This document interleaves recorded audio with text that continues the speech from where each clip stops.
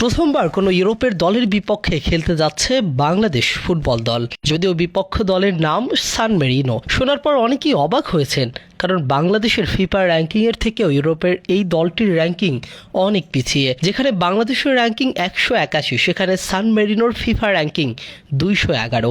অর্থাৎ র্যাঙ্কিংয়ে এই দলটির থেকে পিছিয়ে ফিফায় অন্য কেউ নেই। এসব কারণেই মূলত সবাই বলছে কিভাবে এমন একটি দলের বিপক্ষে বাংলাদেশ খেলার আয়োজন করতে যাচ্ছে।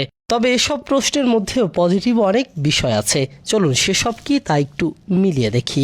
নম্বর 1, দলটি ইউরোপের, যেখানে ফুটবলের প্রচুর পরিমাণের প্রতিযোগিতা। কেউ কাউকে ছেড়ে কথা বলে না। তাই তো ইতালির মতো ফুটবল পরাশক্তি, যারা 4 বারের বিশ্ব চ্যাম্পিয়ন, তারাও বিশ্বকাপে জায়গা করতে পারছে না। পরপর 4 বার দলটি বিশ্বকাপ খেলতে পারছে না।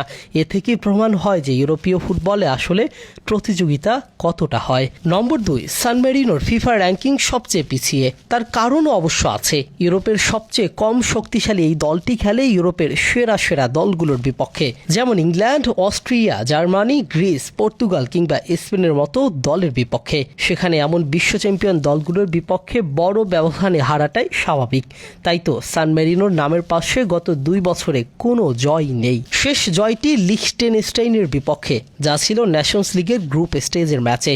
এদিকে মার্চ উইন্ডোতে শেষ ম্যাচটি সান মেরিনো খেলেছে অ্যান্ডোরার বিপক্ষে, যাদের ফিফা র্যাঙ্কিং 173। সেই দলকে রুখে দিয়েছে সান মেরিনো।